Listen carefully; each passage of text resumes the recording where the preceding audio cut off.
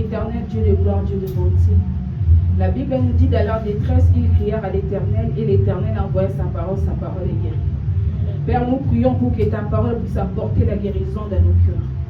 Nous prions, Éternel et Dieu, pour que ta parole puisse pour que tu puisses disposer nos cœurs afin que nous puissions recevoir de l'insigne de l'Éternel.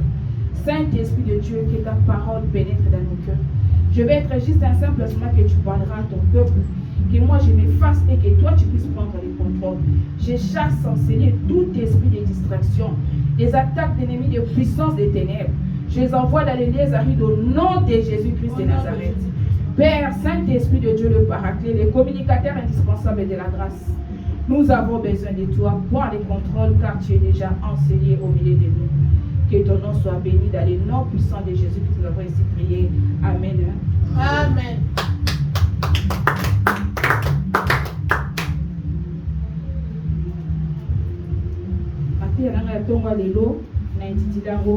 Qui m'a touché.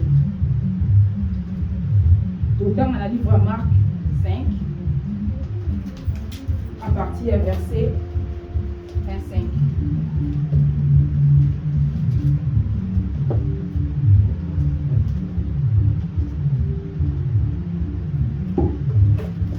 Je lis la parole de nom de Jésus. Tout élément. Marc 5, à partir du 25e verset. Or, il y avait une femme atteinte d'une perte de sang depuis 12 ans. Elle avait beaucoup souffert entre les mains de plusieurs médecins. Elle avait dépensé tout ce qu'elle possédait et elle n'avait éprouvé aucun soulagement, mais était allée plutôt à s'empirer.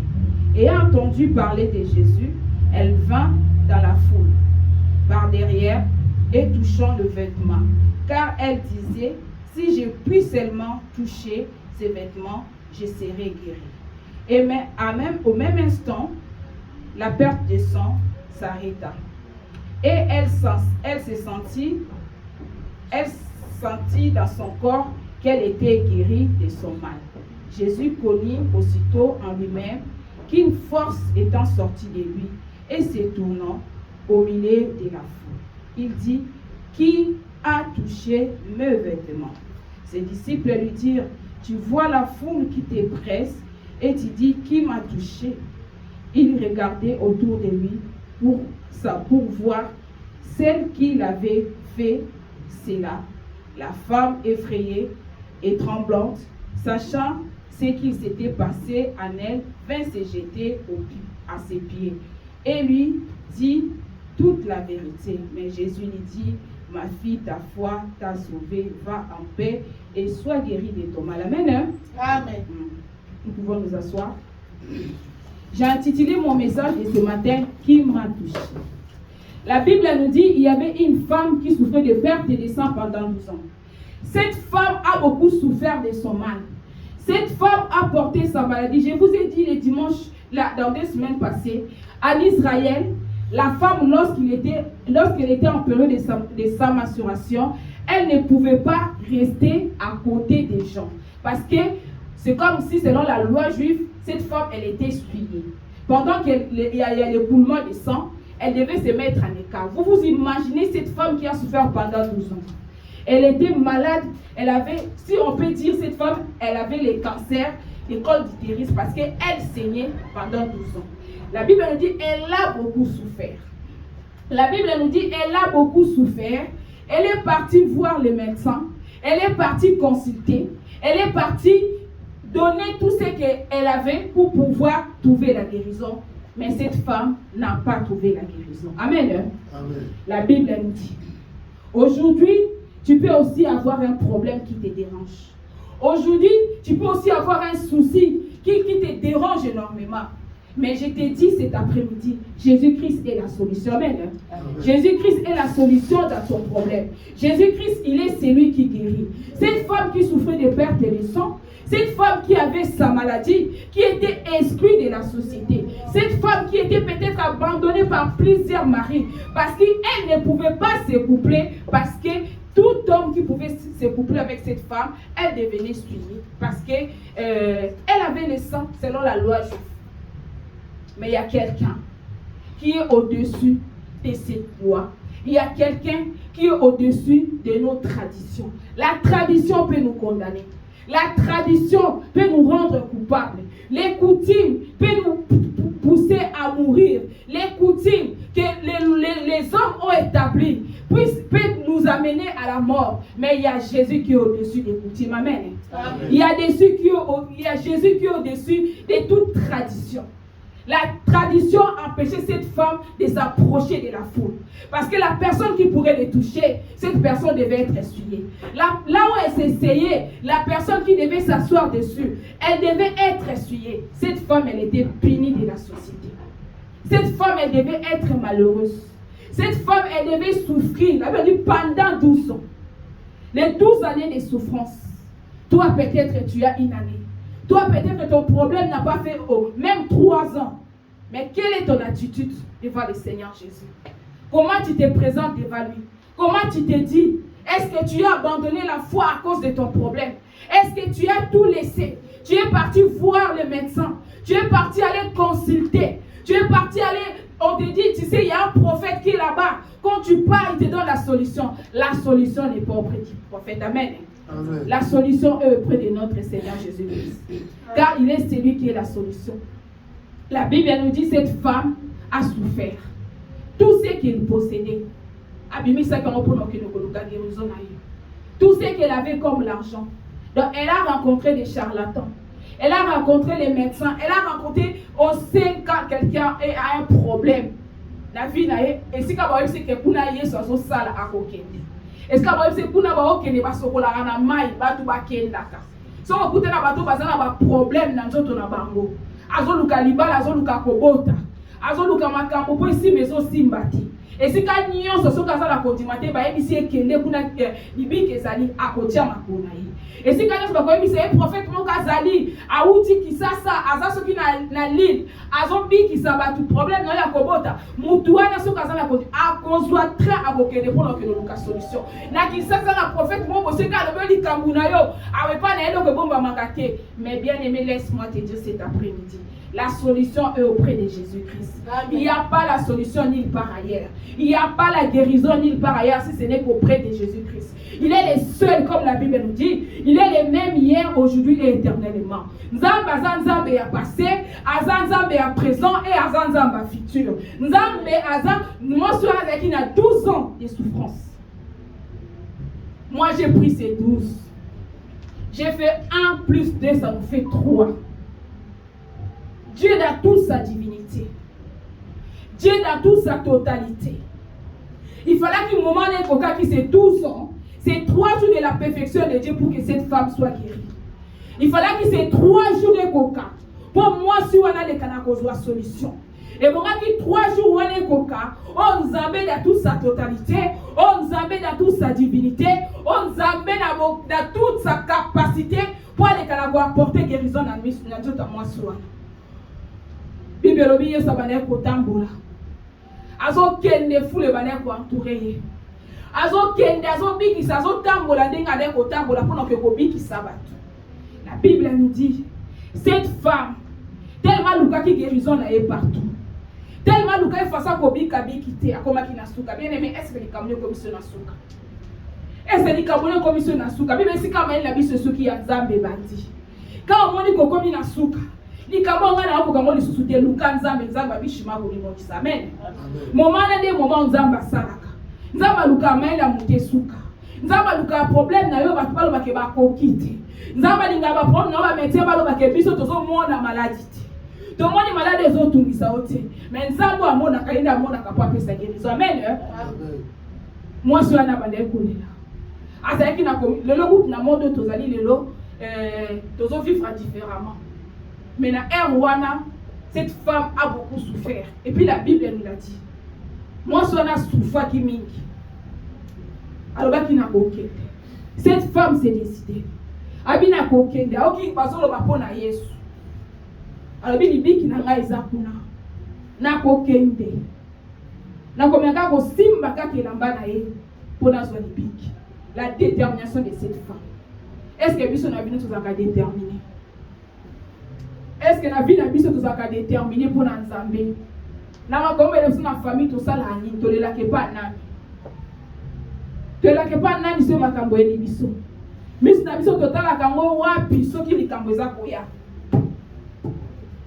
Miss na biso totala kango wapi soki likambo eza koya. Yango wana mwasi wana telemaki. Ayaki alobi na kokende. Alobi depuis plusieurs akenek na boka plusieurs médecins. Ba médecin batu nyonso yakende ko visiter mwasi na zaki solution. Batu nyonso o yakende ko tala libiki na ezalaki te. Akomaki na suka. Yango na lobi nzambe te azaka loba suka pona bomo na biso.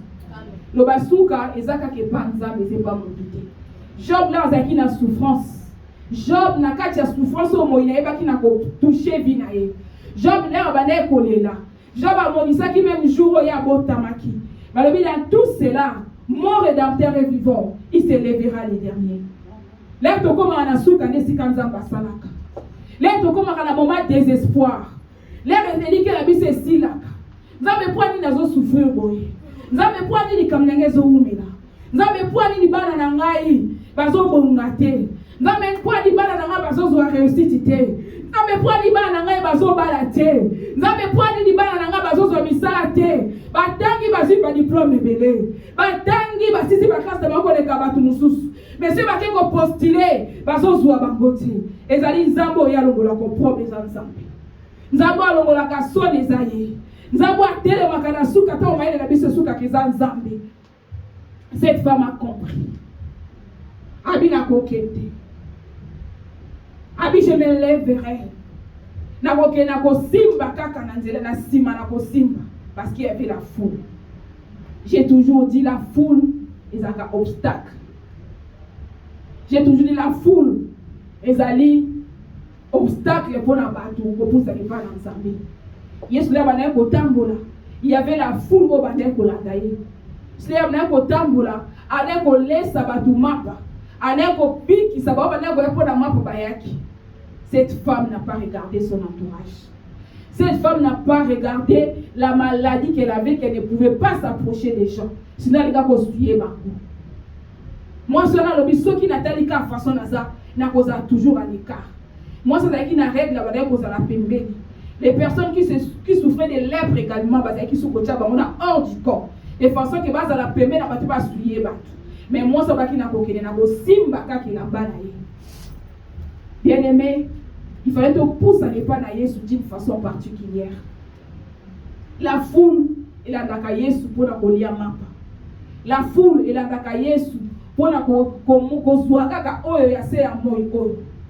Foule yaka pour la kaka muso yaka neka pour ya kotala ba mona ka likamnyo ezoleka par curiosité. Mais cette femme, elle est venue parmi la foule. Na kati ya foule, ya fofila koti ake ko simba Yesu. Tango asimbi Yesu. Yesu alobi eloko mokeleki a muta simbi ngai. Ba disciple balobi te muta simbi yote. Yesu alobi muta simbi ngai parce que na senti nguye bini kati na ngai. Pale, so ko tengela biso na livre ya Ephésiens 5.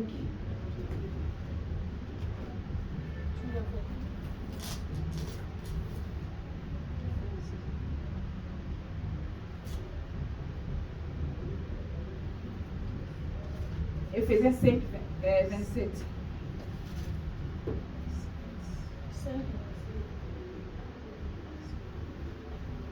Je lis au nom de Jésus-Christ. Amen. Afin de faire paraître devant lui cette église glorieuse, sans tache, ni ride, ni rien de semblable, mais sainte et irréprochable. 28. 28, c'est bon. 27, nous avons ce biso apôtre Paul a dit ce biso awa Yesu akoya kozwa église oyo kozala sans tache ni ride ni quelque chose de semblable. J'ai toujours dit quand on parle de la femme dans la Bible, on parle de l'église. Quand on parle de la femme et surtout dans les messages synoptiques, les 4 évangiles, parce que nous sommes dans les 4 évangiles. Dans 4 évangiles, et ça pour représenter l'ombre des choses à venir. Parce que tant que Yesu ayaki, les gens n'avaient pas compris qu'Azalaki Christ. Amen. Parce que ce là qui dit que Yesu ayaki Samoki. Donc ça veut dire, la Genèse jusqu'aux 4 évangiles synoptiques, donc ils ont l'ombre. Parce que Jésus, quand il est venu, il parlait surtout en parabole. Avec un langage clarté. Avec toujours en parabole. Donc, quand il y a l'évangile des signes, l'air Yesu accueilli. Tant que mon centre Yesu connaît tout, comme il attend Oyo, il veut télami et télami clairement. Parce que Jésus-Christ parlait toujours en parabole. Donc, ça veut dire, moi, si wana, l'élo, il y a des églises qui saignent. Et ça, l'église, ils ont belle en attendant de la fin. Et ça, l'église, ils ont saigné. Et ça, ils ont la pemeni ya Nzambeti.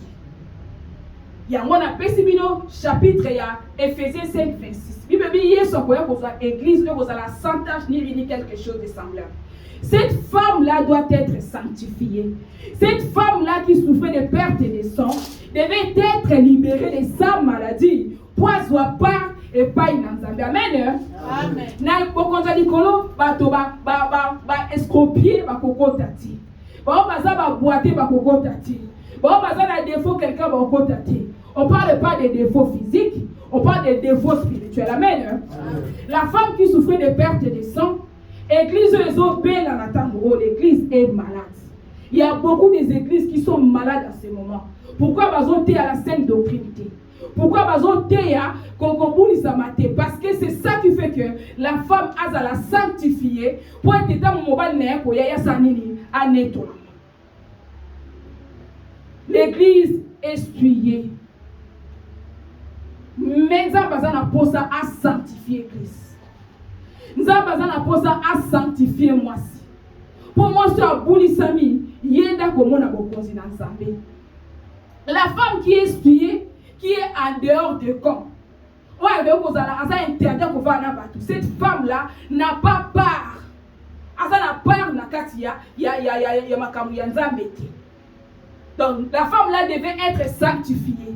La femme-là devait être purifiée pour y avoir part. Amen. Je ne sais pas si je me fais comprendre. Amen. Je parle de la femme.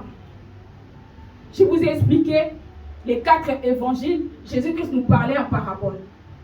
Allez en parabole parce que ezala ki makambo oyo lokola moli posanto yekti moyo ba baso solango ezaliti. Et il fallait que moli posanto na koya nde batwa na kososo la makambo alobaki. Donc les 4 évangiles synoptiques, ça représente aussi l'ombre des choses à venir. Parce que il y a des choses, il y a des paraboles, et ça n'a 4 nango. Jésus-Christ parlait en parabole, n'a 4 alobi, c'est ça l'Ancien Testament et l'ombre des choses à venir. Donc ça fait partie aussi des 4 évangiles, parce que Jésus-Christ est venu, il était venu au moment de la loi. Aïe ko vanda na tango kaka mibe ko zalaki. Ya mwana mwasi wana o Yesu azana posa sanctifier. Moi, si on a eu ça, on a posé big c'est na makila et ça ngana yo. Moi, si on a eu ça, on a posé à l'ongolais na 12 ans ya souffrance. Tant on a eu qui parce que c'est là qui 3. Moment où moi si on a fait cas de guérison. Moment où moi si on a fait qui libiki na ya parce que qui bonzambe na nzambe ne comment qui place on a pour ya ça ni abika. Amen. Moi si on a souffert qui. Tu as peut-être quelque chose qui te dérange dans ta vie. Au bon de l'iming depuis des années aux akubon de la kaka. Aux lanzambe li kamnange zo umela. Li kamnange zo umela. Li kamnange zo umela. Mais li na ebiso na après-midi lelo. Nzamba zali ko ayaka aponsa kapinzo li abato. Amen. Nzamba zali ko apesa ka solution na kata li kamnyo so ntumisaka biso.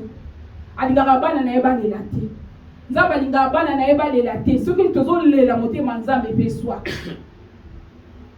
Moi sona yaki asimba ki elamba ya Yesu. Azwa qui guérison. Yesu alobi nani asimbi ngai. Alobi qui m'a touché. Alobi quelqu'un m'a touché. Il faut que y ait pas na Yesu qu'on nous guide d'une façon particulière. Tant que pas Yesu to y a na kati ya loengeti. Tant que pas na Yesu to y a na kati ya full te to ya lokola batu nyonso ba ya kati. Mutamute ko luka Yesu na lolenge na ye ya particularité bonzamba sala kati na ye. parce que nzamba za nzamba faute andeko isa bango souvent bozo yaka po boye ko zwa mapa kolia mapa bozo yaka po boye bo moni makambu ici andeko benga ba israélite ali vous êtes des tombeaux blanchis na libana bino boza propre na ya kati na bino ce sont des pourritures. Pourquoi? Parce que nzambe o asondaka mitema ayebi mitema bato yamana quand ozo e pas nzambe total la foulté na une église de lo bato bazate na une église de lo bato bazate ngape na lembi non bien aimé le salut est individuel tamo yesa ko ya ko enlever église to ko vanda bwena kati so tozana ozala grâce ozana kati église et mususu moko ke mususu atikali on ne souhaite pas toi na posa biso stonner to là. Le salut est individuel.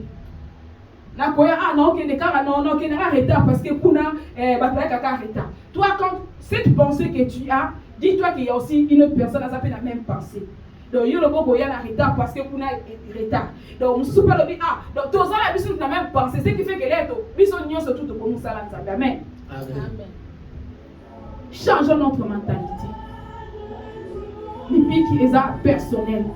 Yes to akoya kozwa église akoya kozwa moko na nzela na ye toko rendre compte na nzambe na ba acte na biso nyonso oyo tosalaka nzambe akoya kotuna yo te faute ya mwasi na yo aye biso ke o mwasi na yo be mobali non nous sommes des personnes majeures ce sont les enfants oyo bazana moins de 12 ans no bayebi mabe te bango nde bakobika na nzela ba parents bana ono bayebi mabe te bazana bana mike soko beti boye aye kozonga nde balesa kopekisa non aussi beto beti mona yo na isusu kama bino na nzoto ces enfants là bakobika na nzela ba parents na bango parce que bayebi mabe te mais soki mwana soso déjà mabe siko foto singa grâce nzambe likola bana wana nzamba sunga bana wana nzamba zana bango po bayeba nzambe parce que soki bana wana o bayebi déjà mabe na malamu bandimeni nzambe te bakokozanga bokonza likolo. Amen. Amen. Les enfants qui sont mineurs, trop petits, comme Miradi, les enfants qui ont moins de 6 ans, c'est à nous les parents de les éduquer. Parce que bano baeba mabe na malamu, ayebi vimaka comme conscient que les camo na ça les amabe. Oyebi que ça mabe, ayebi que mabe. Donc bana wana, c'est nous les parents, nous les aidons pas. C'est pour cela que nous devons prier pour les enfants. Nous devons les enseigner. Nous devons prier pour être dans na biso bana biso basanini ba bika. Ba ba koli ba ko ba majeur et comme les kanba on ensemble. Parce que en tant que parent, quand tu fais ton devoir de parent, autant que si moi na, au PC ba valeur morale, au MC ko yibate, au MC ko sala boité, au MC moi. Ce qui moi na yo quitté, nzamba continue yo culpabilité parce que tu as fait le nécessaire. Mais si tu n'as pas fait le nécessaire, nous avons les devoirs en tant que parents d'éduquer nos enfants. Nous avons les devoirs en tant que parents de les nourrir. Nous avons les devoirs en tant que parents de leur inculquer des valeurs morales. Et puis, il y a là qui savent de l'ensemble en priorité. Parce que Salomon a zoloba, la qui savent de l'ensemble, pourtant à Coco, la yéma bosanini, à Colandango. C'est ça ce qui est plus important. Au Pebo peut-être que Lukaba na biso batanga na li mwana nga tanga après ça nga lokuma comme quelqu'un a vie ba tu sais ba moni mwana nga ba oui c'est beau bien mais ce qui est plus important tout là ça va monter l'ensemble. Amen. Tout le monde va te belé bazana ngo bazana ba diplôme ou peut-être ba tout mususu bazana ngoti mais ils n'ont pas de valeur morale parce qu'on vivre la vie beaucoup il y a salité. Oh, des fois, tu te dis, mais n'a pas de diplôme, n'a pas de il a commis son diplôme, bamba. Pourquoi base les athées? Et parents, menez vos enfants à l'église. Amen. La qui ça va vous aider à examiner. Parce que les bandes dans l'ensemble, on y a ce bâtiment, ils ont un tina à mon côté. Attends, mon tazine, bon, ce cas là, ils ont bon, on a les papa. Attends, mon tazine qui toque, ça est légal, ça dit comment?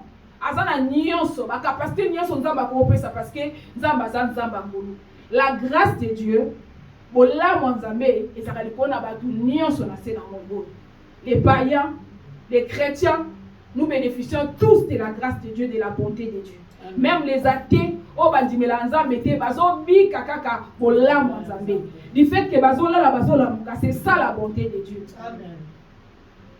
yango wana biso ba parents toyeba ko baba na biso na nzela nzambe toko kotangisa bango na ba université na ba Sorbonne na peu importe na kombo ba ko benga ba renommé ba université mwana ngatanga na Sorbonne mwana ngasi classe na tel na université ya 8e Paris 8e mwana ngasali boy mwana ngaboy tout ça vanité de vanité tout est vanité to manza bana na biso na nzela nzambe to lakisa bango Yesu aza mokonzi to lakisa bango ke bokonzi likolo ndeza plus important na vie ya mutu atala ko kozana nyonso na se na moi oyo atala ko otambwa na voiture le plus cher de ce monde atala ko otambwa na za kitoko koleka basi nyonso na se na moi oyo atase na zo tambola na impressionnaka bato mais nyonso wana ezali pamba na se na moi oyo c'est que plus important mutaza na Yesu.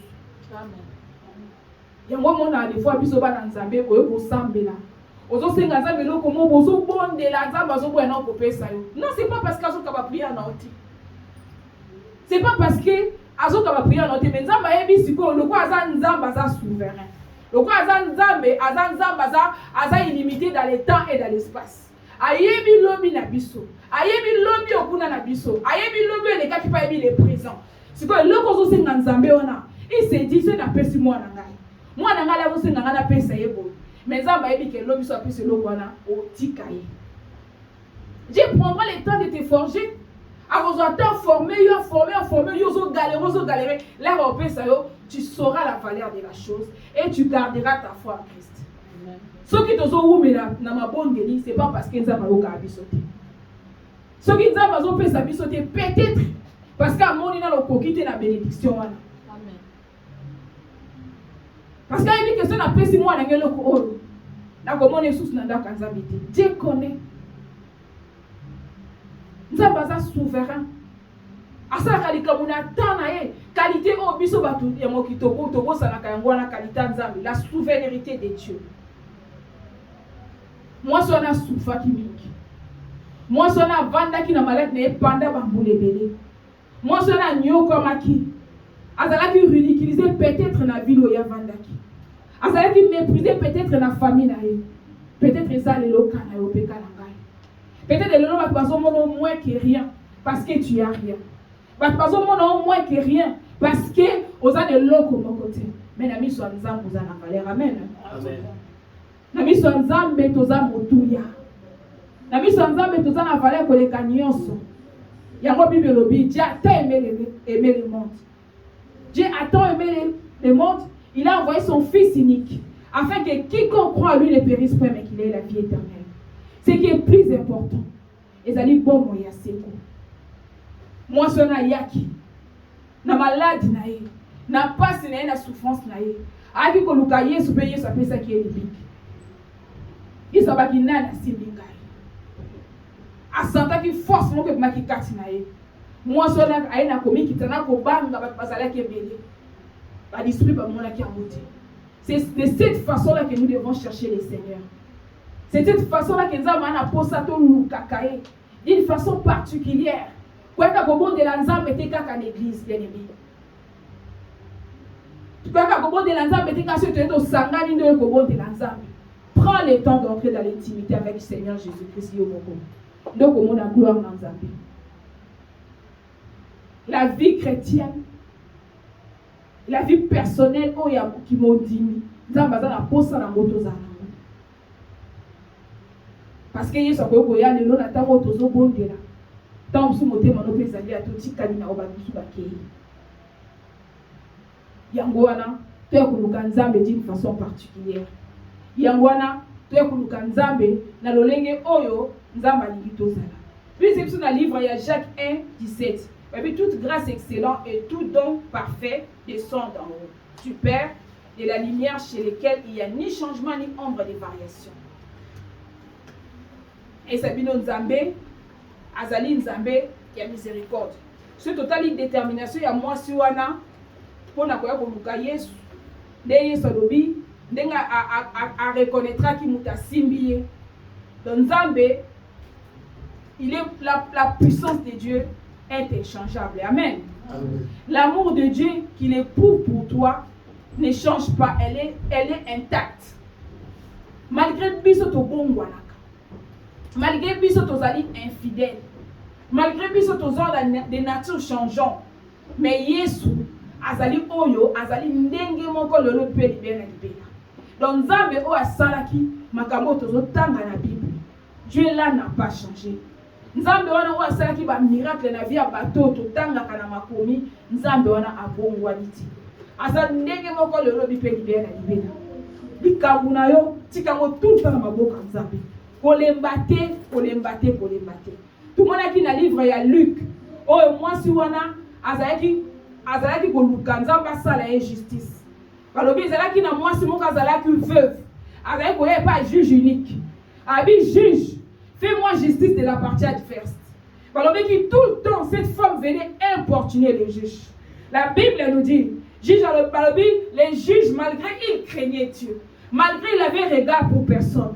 Néanmoins, ces juges, alors je ferai justice de la partie adverse de cette femme parce que cette femme vient tout le temps m'importuner. Il y a la prière. Et c'est très important. La prière est important.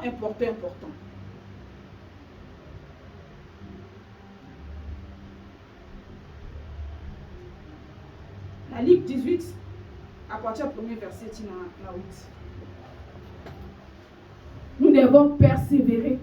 Nous devons chercher à toucher Jésus. Cette femme qui venait auprès du juge.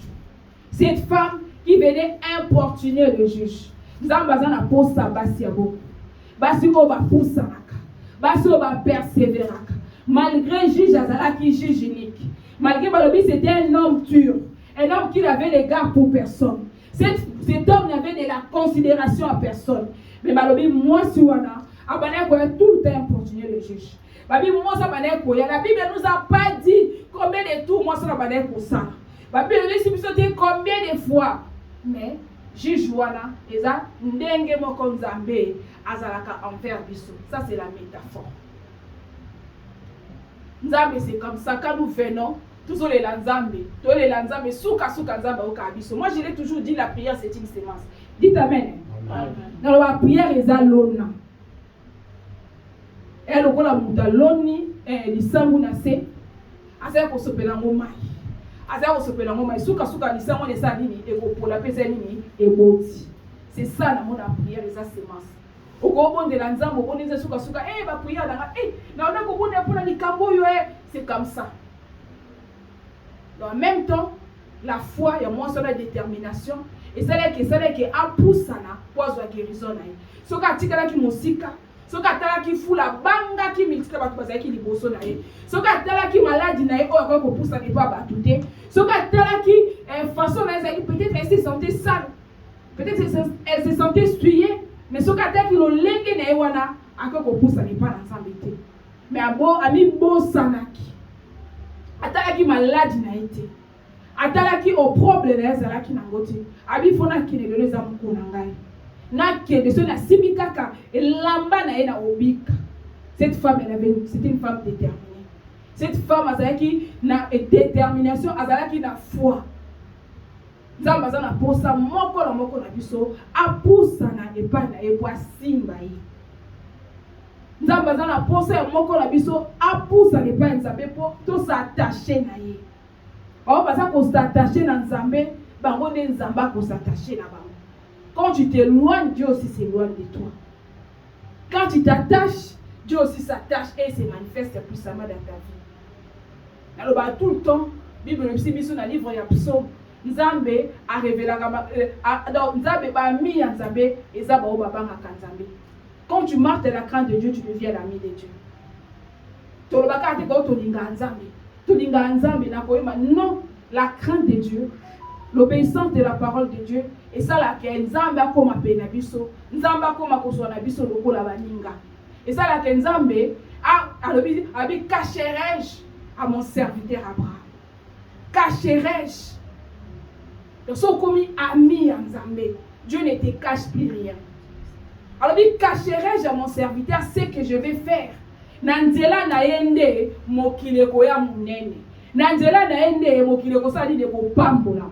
Cacherai-je? Non. Nzamba egoyebisa Abraham. Maintenant, bon, ma Sodome na Gomorrhe. Abraham a commencé à intercéder pour la Sodome na Gomorrhe. Bien aimé, tout comme Abami en Zambé. Nzamba kobomela biso loko moko te. To bimma na milieu ya foule parce que la foule eza na kati ya ba distraction. To bimma na milieu ya bato bazé belé. Oh kuna Nzamba zalaka. Kuna nde soki bien aimé kita ni ke Nzamba zakuna. On ne sait pas. Et si quand on a des connaissances qui Nzamba lobaka, l'esprit de Python parle.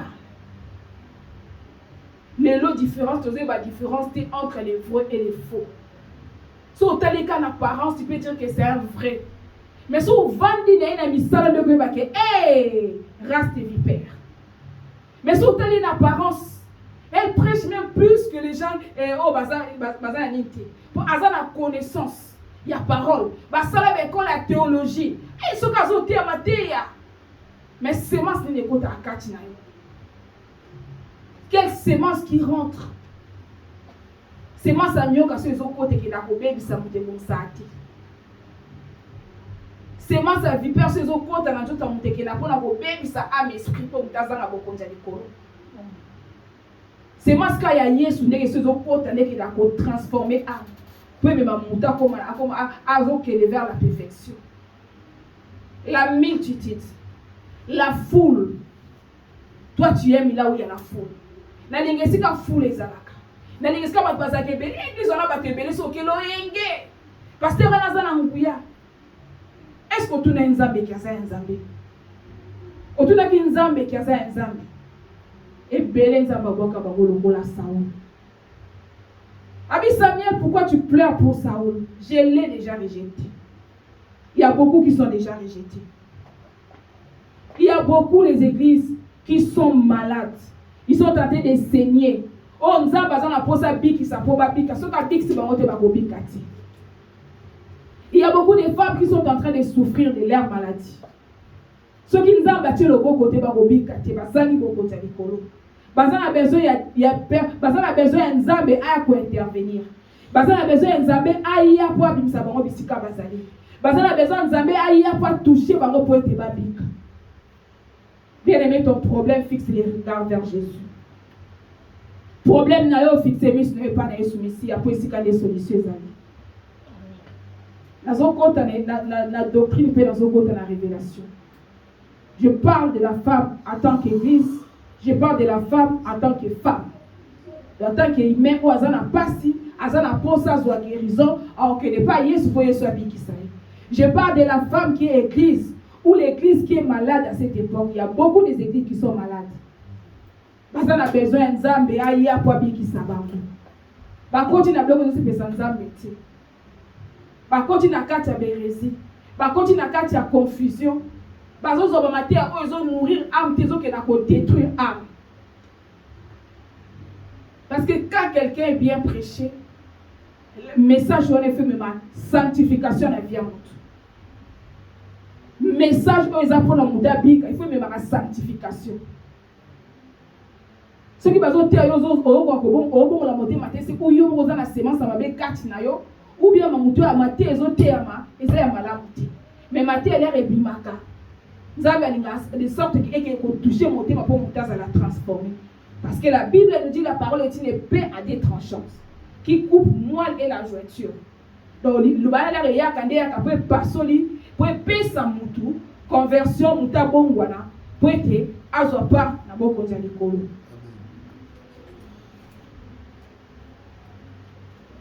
Nous voyons la puissance de Dieu à travers le miracle où Yesu salaki. Et si bino zamba bongwana kate Zambe azali 12 wana na tchaki 1 plus 2 sali biso 3. Dieu dans toute sa divinité, Dieu dans toute sa totalité, Dieu dans le passé, Dieu dans le présent, Dieu dans le futur. Zambe o azalaki balobi alobi azali je suis le même hier aujourd'hui éternellement. Zambe dans toute sa divinité o azalaki tata aye lokola mwana pe aye biso lokola Saint-Esprit. Zambe ye moko na kibo zambe na ye. Tane kokaki pour être église sa nini et bic. soki nzambe aza na divinité na ye te na kati etonga bato baobika te malade ekotika na nzoto ya bato il faut nzambe aya kovanda na kibonzambe na ye na kati ya nzoto mpo moto azwa guérison il faut nzambe aya na kibonzambe na ye mpo ete église ebika mpo alobi na koya kozwa église oyo kozala sans tache Névi dit quelque chose de semblable. Nzamba yebi problème na yo, nzamba yebi nikumba na oza nango, nzamba yebi souci na oza nango, mais lobi ne vous inquiétez de rien. Ayibo s'inquiéter na eloko moko ti. Ayiba ndeka likolo ba semaka te, mais nzamba lesa bango. A combler plus forte raison biso batuna ye. Gardons la foi. Allez vers Jésus pour toucher sa robe pour être biso tous olympiques. Malgré la foule, malgré la multitude d'abattu bakoko zala, biso to kende poto simé namba Yesu. Biso que nous nzambe d'une façon particulière poto bika. Amen. Amen. Totelema. Yesu azali awa, Yesu azali awa, Yesu azali awa.